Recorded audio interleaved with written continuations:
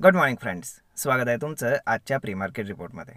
तर मग चला सुरुवात करूयात आजच्या प्री मार्केट रिपोर्टला आणि जाणून घेऊयात की आज आपल्या स्टॉक मार्केटमध्ये काय होऊ शकतं त्याआधी तुम्ही जर चॅनलवर नवीन असाल तर चॅनलला सबस्क्राईब करायला विसरू नका आणि डिस्क्रिप्शनमध्ये लिंक आहे त्यावरती क्लिक करून आपलं डीमॅट अकाउंटही ओपन करायला विसरू नका. तर मग चला सुरुवात करूयात आजच्या व्हिडिओला. सगळ्यात आधी जाणून घेऊयात की काल रात्री US मार्केटमध्ये काय झालं. तर US मार्केट हे काल एकदम जिटरी मोडमध्ये होतं, up and down up and down up and down. आणि तिथे बेसिकली ट्रम्पने जे सांगितलं होतं की 25% टॅरिफ ॲप्लिकेबल होतील जे बाहेरनं कार इम्पोर्ट होतील US त्यांच्यासाठी, तर त्याचा इम्पॅक्ट आपल्याला काल US मार्केटवरती पाहायला मिळाला आणि तिथे मार्केट जे आहे थोडंसं लोअर क्लोज झालेलं आहे, लेस दॅन 0.5%. म्हणजे फार काही मेजर डाऊनसाईड मूव नाही आहे. ओके, परंतु जर आपण एशियन मार्केट जर पाहिले तर ते US मार्केटपासनं डिफरंट ट्रेड करतायत असं दिसतंय. एशियन मार्केट्समध्ये फक्त जापनीज मार्केट डाऊन आहे, अदरवाईज बाकीचे सगळे मार्केट्स ग्रीनमध्ये आहेत. ओके, जर आपण गिफ्ट निफ्टी पाहिलं तर गिफ्ट निफ्टी इंडिकेट करत आहे की साधारण मार्केट एक 50 ते 60 पॉईंट गॅप डाऊन ओपन होईल, की ज्याला आपण ऑलमोस्ट फ्लॅट म्हणू शकतो. परंतु त्यापेक्षा जास्त म्हणजे जर 90-100 पॉईंटपर्यंत जर गॅप डाऊन ओपन झालं तर मग आपण त्याला एक लोअर ओपनिंग म्हणू शकतो. परंतु आता एक्झॅक्ट कुठे ओपन होतं आहे ते पाहणं जास्त गरजेचं आहे. त्याचं कारण असं, कारण आता मार्च संपलेला आहे आणि आजपासून सुरू होतं आहे एप्रिल सिरीज. ओके, स्टॉक मार्केटसाठी. त्यामुळे जर आपण पाहिलं तर एप्रिलचा आणि नवीन वर्षाचा पहिलाच दिवस आहे फायनान्शियल इयरचा. त्यामुळे आता काय कशा पद्धतीनं पोझिशन्स डेव्हलप होत आहेत ते पाहणं जास्त गरजेचं आहे. परंतु कालचा FIs आणि DIsचा डेटा मात्र फार शॉकिंग होता, कारण जे FIs प्रचंड दाबून सेलिंग करत होते काल त्यांनी प्रचंड बाईंग केलं आहे. 11,000 कोटींचं बाईंग त्यांनी काल केलं आहे एका दिवसामध्ये आणि त्याच्या अगेन्स्ट डोमेस्टिक इन्स्टिट्यूशन्सनं सुद्धा बाईंग केलं आहे 2,500 कोटींचं. आता जनरली जे इयरली एक्सपायरी असतात तर त्याचा शेवटचा जो दिवस असतो तर त्याला एवढं जास्त महत्त्व दिलं जात नाही त्याच्या डेटाला, कारण जनरली जे इन्स्टिट्यूशन्स आहेत तर ते लाँग टर्म ऑप्शन्समध्ये ट्रेड करतात मोठ्या, मग ते इयरली ऑप्शन्समध्ये जास्त ट्रेड करतात. मग बरेचसे रिव्हर्सल ट्रेड्स तिथे होतात, त्यामुळे तो जो डेटा आहे शेवटच्या दिवशीचा त्याला फार जास्त इम्पॉर्टन्स आपण नाही देऊ शकत. परंतु आज जो काही डेटा क्रिएट होईल तर त्याला जास्त महत्त्व असेल. जर आजही फॉरेन इन्स्टिट्यूशननं जर बाईंग केलं वर्षाच्या पहिल्याच दिवशी तर मग आपण समजू शकतो की मार्केट हे 24,000 क्रॉस करून जाईल एप्रिलमध्येच मे बी.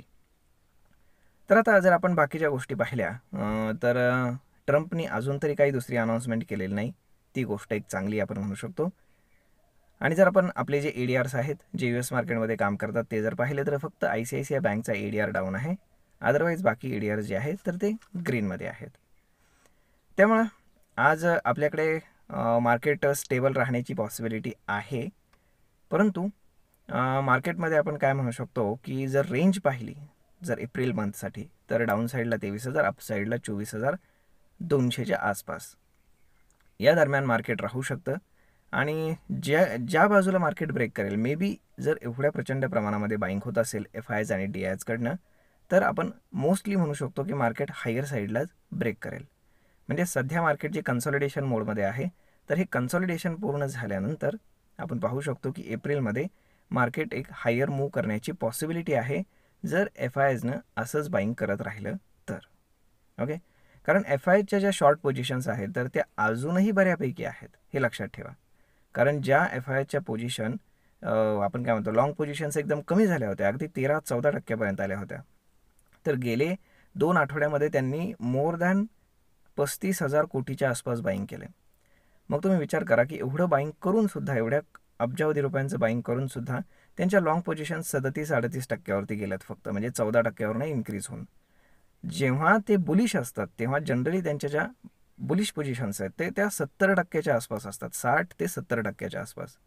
म्हणजे अजून खूप सारे पैसे इम्पोज होणं गरजेचं आहे जर त्यांना बुलिशनेस मार्केटमध्ये क्रिएट करायचं असेल तर, हे लक्षात ठेवा.